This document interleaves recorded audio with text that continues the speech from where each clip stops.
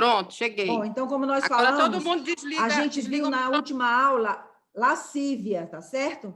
E lascívia nós vimos que significa luxúria, libidinagem, sensualidade, uma tendência doentia, mórbida para a sexualidade, tá certo? Falta de domínio próprio, dissolução da moral através de atos públicos ou indecentes. A gente pode pensar que isso não diz respeito a gente, mas na verdade diz, porque pequenas atitudes nossas, tanto com o nosso corpo como com nossas atitudes, podem estar dentro deste conceito, como a gente aprovar o que pessoas do mundo ou evangélicas estão fazendo e a gente considerar que está correto. Então, vamos estudar o que é isso para que a gente possa recriminar, rejeitar esse comportamento, tanto em nós mesmas como nos outros, tá certo? Nós vimos também sobre a devassidão que tem entrado no mundo da sociedade, está sendo uma forma tremenda e uma forma que a gente pode identificar como sendo até nos últimos dias mesmo, né?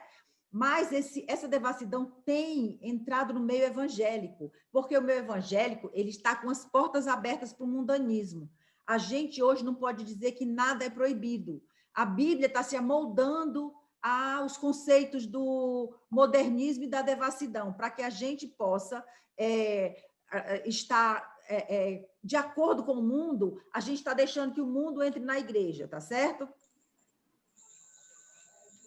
Deus manda que os santos não vivam de acordo com as paixões que viviam outrora, antes, quando estávamos na carne. A gente viu 1 Pedro 4:1 e 2. Aí nós vimos também que os dias atuais assemelham-se aos tempos pré-diluvianos, como em Gênesis 6:5 diz assim: viu o Senhor que a maldade do homem se havia multiplicado na terra e que era continuamente mal todo o desígnio do coração humano. Nós vimos em várias situações que isso é uma verdade. Nós trouxemos até uma informação de um grande crente, um grande cristão, pregador de 1887, ele saiu de uma organização batista porque ele disse que ele não estava concordando e nem pactuando com o que ela estava aceitando. Então, ali, naquele momento, já houve uma revolta muito grande desse grande pregador que todos nós vimos, que conhecemos. Aí, eu pergunto para vocês, o que aconteceu em 130 anos depois, que é o dia de hoje? Então, nós estamos numa situação deplorável, muito grave. Vamos ver, então, o que o conceito de devassidão diz, para que a gente possa fugir desse conceito, desses comportamentos. A gente vai ver um conceito que eu tenho o hábito de colocar, porque eu acho que esse conceito é uma coisa muito interessante, porque o mundo usa isso como sendo natural e corrente para eles. Mas os cristãos, nós cristãos, estamos também fazendo, que é a defraudação. O que acontece com a defraudação? Agir de má fé visando enganar, agir com interesses escusos, visando enganar. Agir com subterfúgio, com ilusão, com astúcia, dizendo que algo está disponível, mostrando que algo está disponível, mas alegando que você não tem desejo de entregar aquilo. Você não tem o real desejo, ou não tem mesmo, ou você está fazendo de conta que não tem interesse de entregar. Isso é defraudar. Seria o quê? O conceito de defraudação, você ultrapassar limites. Tudo nessa vida tem seus limites. Você ultrapassar os limites, você tirar o melhor proveito que você puder de uma situação e depois você se excusar, se você se desculpar, dizer, não era essa a minha intenção. Isso é a defraudação. Levar vantagem. Você quer levar vantagem, mas você não quer dizer que está levando vantagem. Isso é o engano, a sutileza do engano. De forma egoísta, por todos os meios, você quer levar vantagem, você quer tirar proveito, você quer enganar, mas você não quer assumir que você está fazendo alguma coisa de errado. Você não está levando em conta, nem em consideração, os direitos do outro. E isso é um conceito que nós, mulheres, temos que atentar muito para ele. Por quê? Aquele que agir assim está agindo contra Deus. Não é contra o irmão somente. Ele diz que a gente não deve defraudar o irmão, mas a gente está agindo primordialmente contra Deus. 1 Tessalonicenses 4 e 6 diz assim, que cada uma de vós saiba possuir o próprio corpo fechar aqui. Cada um de vós saiba possuir o próprio corpo em santificação e honra, e que nesta matéria ninguém ofenda nem defraude a seu irmão, porque o Senhor, contra todas essas coisas, como antes vos avisamos e testificamos claramente, é o vingador. A gente pensa assim, que, mas isso não tem problema não, Deus não vai cobrar. Nós estudamos essa semana um assunto muito interessante, que foi o julgamento de Jacó, contra aquela situação que ele vendeu Esaú vendeu a primogenitura, e quando ele foi, no momento que ele tinha que pagar o preço do comportamento dele, ele se desesperou. E a Bíblia diz que ele, com lágrimas, procurou redenção, ele procurou arrependimento, mas nem com lágrimas ele conseguiu achar. Então, a gente hoje pode fazer coisas que a gente está fazendo como se fosse inocente. A minha intenção não é bem defraudar o irmão, não era bem essa, mas a gente pode estar agindo como o mundo faz. O mundo está ensinando sensualidade direta. O mundo está ensinando que você mostre o seu corpo, mas você não vai, a tua intenção não é entregar. Tanto é que hoje, quantas pessoas estão entrando na justiça, quantas mulheres estão entrando na justiça contra homens que elas vão até um limite. Chega num ponto, ela diz assim, não, mas não é isso que eu quero, não. Eu não estou dizendo que eles têm razão de querer tomar a força, mas elas não precisam se expor até aquele ponto do risco que ela está correndo. Então, eles estão errados, mas as mulheres também estão erradas. E nós, cristãs, nem que não cheguemos num ponto de uma agressão, mas nós estamos mostrando o que nós estamos querendo dizer mentirosamente, que nós não queremos entregar. Se nós mostramos, se está à venda, se está disponível, é porque o seu coração quer entregar. E isso é defraudar. Tá certo? Então, o que aconteceu com Jacó e Esaú?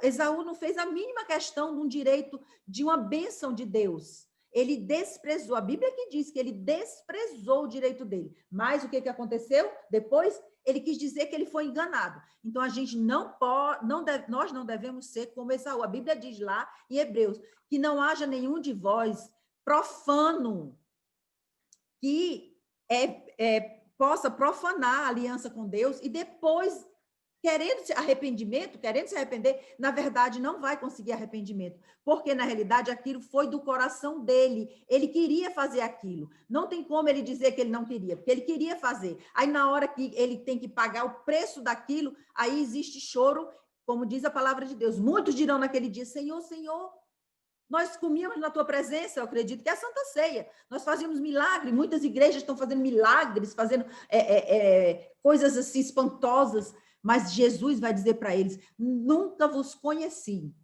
Afastai-vos de mim, todos que praticais a iniquidade. E esse conceito que a gente sempre, eu bato nessa tecla, defraudar, eu não estou dizendo que a gente não possa cometer erros nesse sentido, mas a gente não pode fazer isso conscientemente, tá certo? Então, a gente precisa saber que esse conceito é um conceito muito importante. Vamos dar alguns exemplos de defraudação. Esses ventos de doutrina que estão assolando o mundo evangélico, está trazendo, dizendo que tudo que é moderno é o que é certo. A castidade, ou seja, a pureza física, é coisa do passado. Nós estamos agora em novos modelos de relacionamentos. A gente não precisa se preocupar com a castidade, com a pureza física. Deus nunca falou isso em momento algum que mudaria. Ele disse que não muda. Porque eu, Senhor teu Deus, não mudo. Então, o que aconteceu com esse mundo evangélico que a gente está vendo? Está dizendo que a castidade não é mais um conceito bíblico, não é mais um conceito que o cristão deva obedecer e honrar, não é? O recato e o pudor físico não mais existem, eles não existem mais. Olha que coisa interessante, eu lembro que quando eu me converti, eu falei isso já para as irmãs, vou repetir. Quando a gente nasce e cresce num lar evangélico, num lar cristão sincero e verdadeiro, que busca obedecer a Deus, a gente, como mulher, não aprende a mostrar o corpo. A gente não aprende a mostrar as coxas. Os garotos não aprendem a andar sem blusa com tórax de fora. Os garotos não vão aprender a usar short curto. Nós não vamos aprender a usar biquíni nem maiô. Por quê? Porque o pudor ia ser ensinado desde criança. Mas o que acontece hoje em dia? Não existe mais esse conceito. Muitos de nós nos convertemos depois de velho. Eu, por exemplo, eu já usei biquíni, eu já usei maiô.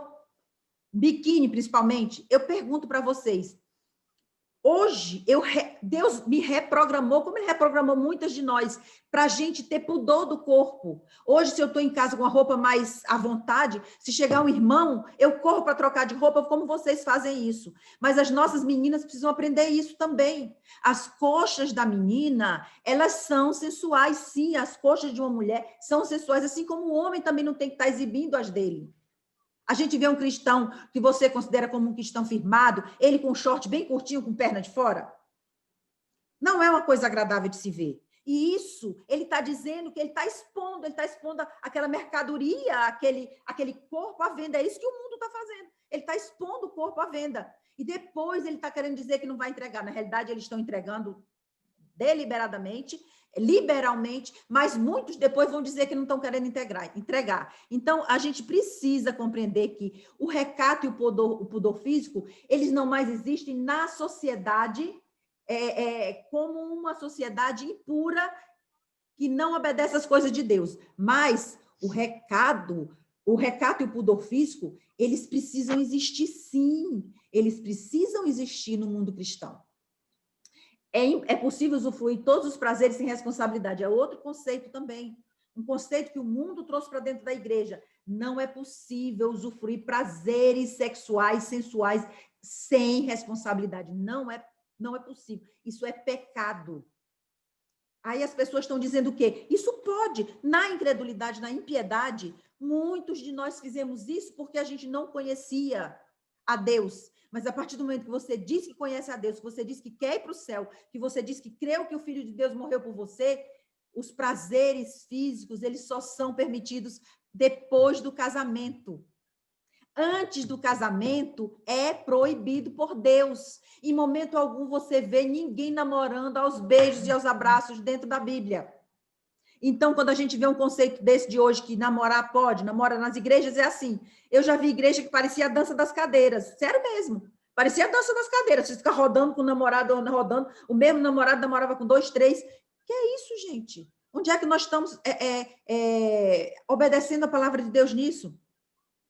O namoro hoje não visa o casamento. Agora, eu pergunto para as irmãs, se o namoro não visa o casamento, minhas irmãs, o namoro, quando não visa o casamento, ele visa o lado sexual. Aí você pode pensar, não, irmã, mas é só beijo. Beijo fora do casamento vai despertar desejos sexuais que você pode estar correndo risco de fornicação.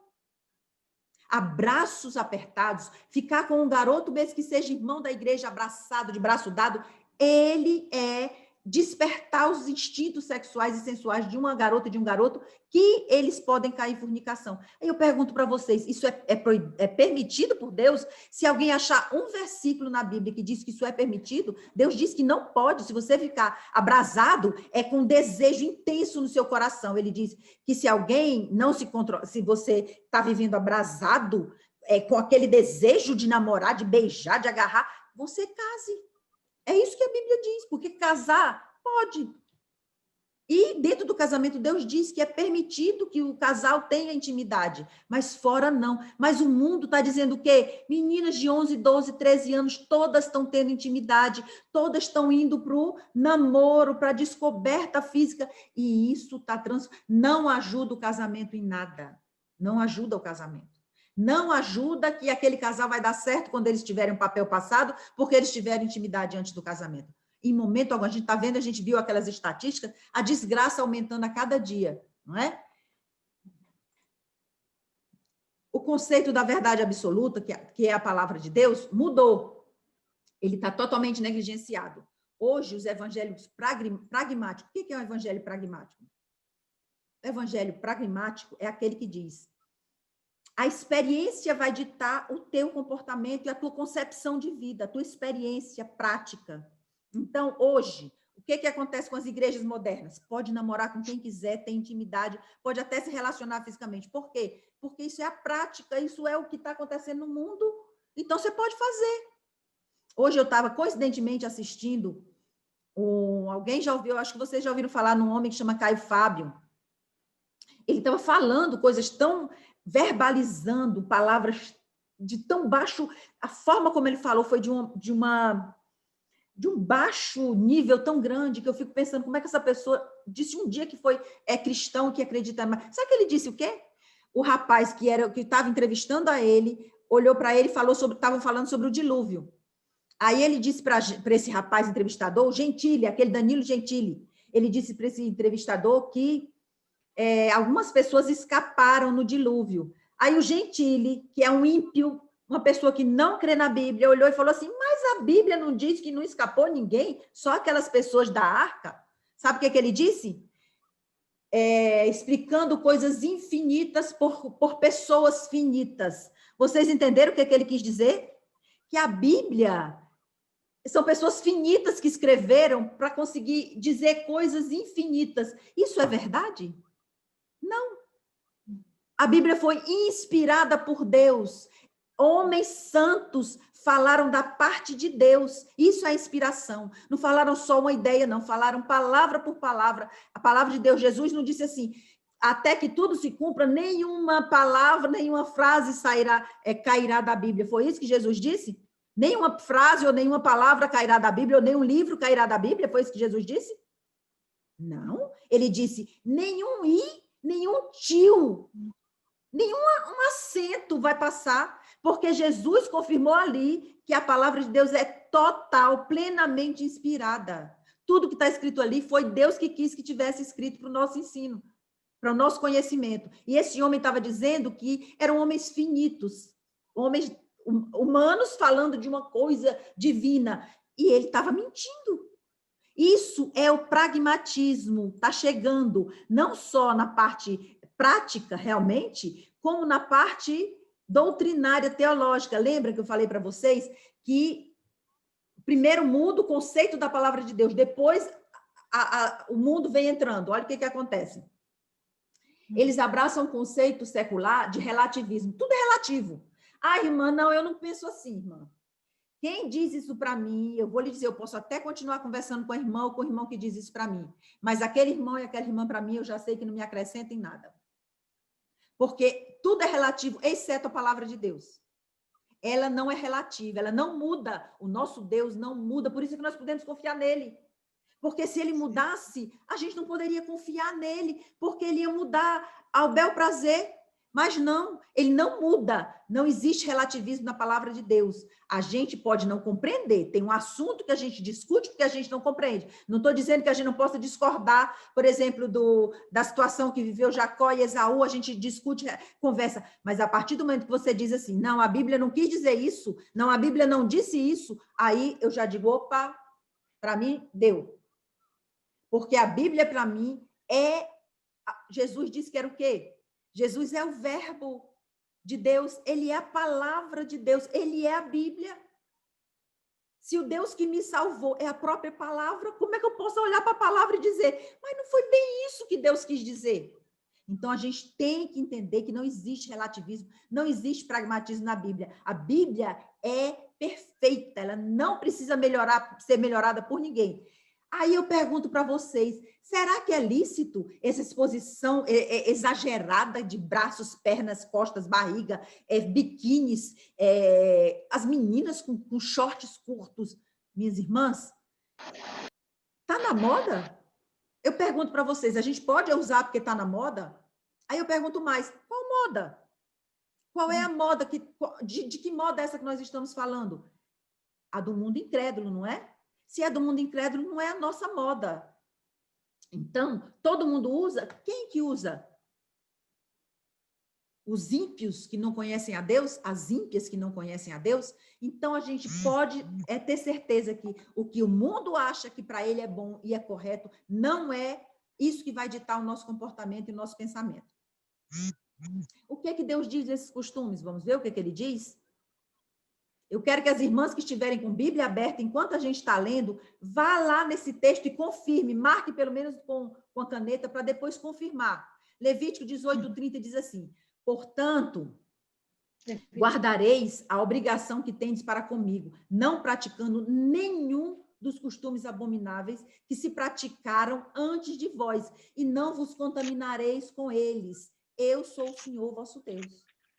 Não é para a gente praticar os costumes que abomináveis, segundo Deus, que praticavam antes de nós, ou até que pode ser que você ou alguém tenha praticado antes, mas ele diz que quando a gente conhece a Deus, não é, isso é abominável para Deus. Vamos ver outro conceito, Levítico 20, 23. Não andeis nos costumes da gente que eu lanço de diante de vós, porque fizeram todas estas coisas. Não, porque fizeram todas estas coisas. Por isso me aborreci deles. Deus diz que aborrece. Irmãs, quando Deus diz que aborrece, é muito sério. Vou dizer um negócio para vocês.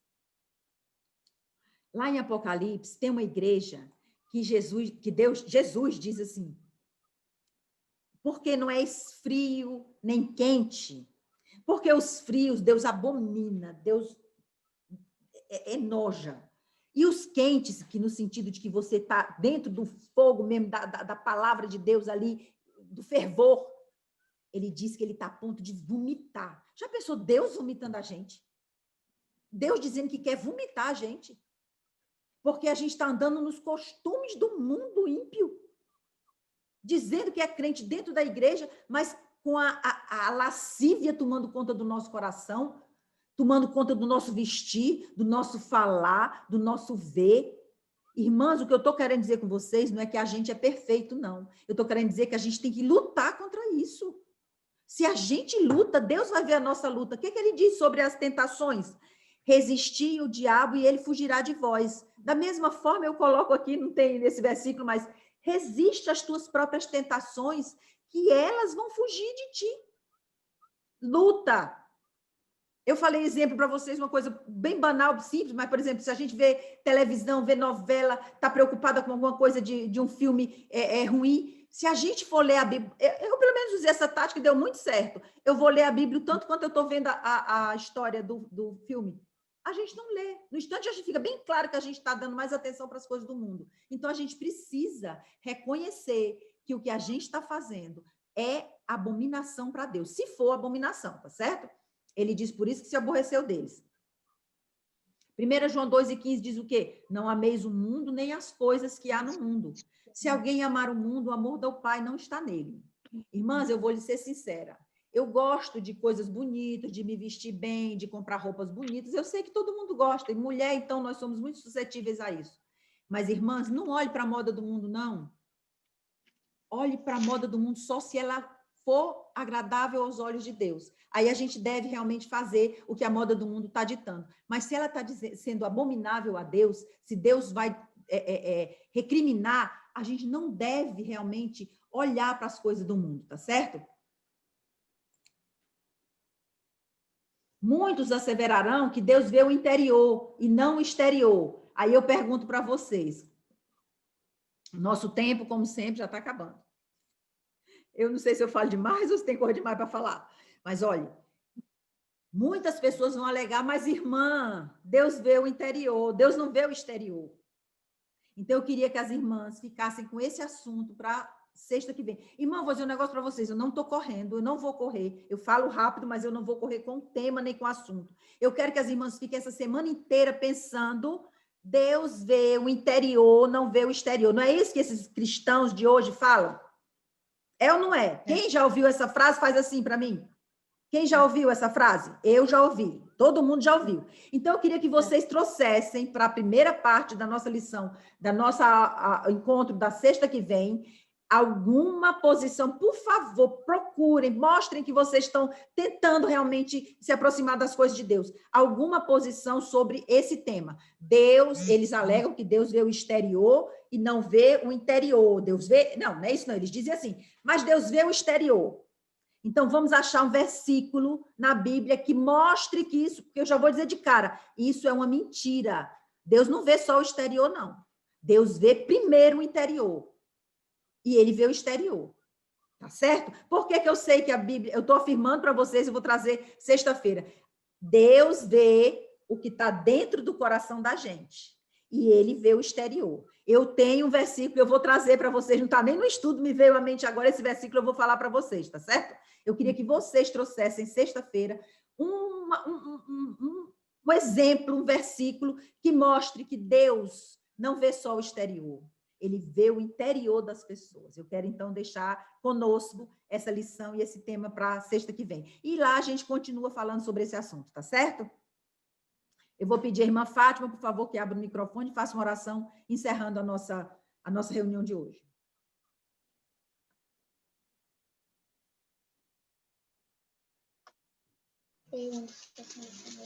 Pergunta se está saindo. Tá ouvindo? Estão me ouvindo? Já, Fátima. Tá me ouvindo, irmã agora? Sim.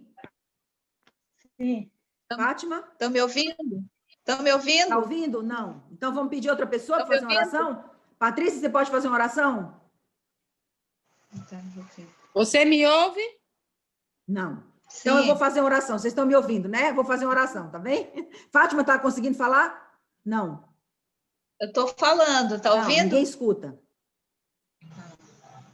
Então, eu vou fazer uma oração, tá bem? Querido Deus, muito obrigada, Senhor, porque nós tivemos a oportunidade de nos reunirmos ao redor da Tua palavra, Senhor, em frente à Tua palavra para aprendermos mais de Ti. Ajuda-nos, Pai, a não nos conformarmos com o mundo, não sermos parecidas com o mundo, mas nós brilharmos, Senhor, a luz de Cristo na nossa vida. Ajuda-nos a não termos esse conceito de defraudação como uma prática na nossa vida. Ajuda-nos, Senhor, que a lascívia não seja uma constante no nosso coração. Ser com cada uma de nós, nos guardando e nos livrando de todo mal. No nome de Jesus, amém. Amém. Eu vou tirar um selfie aqui, peraí, já todo mundo olhando para cá? Já. Pronto, vou já colocar no grupo. Tchau, gente. Tchau. Tchau. Tchau.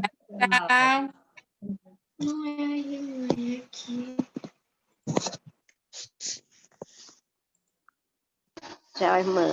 Tchau.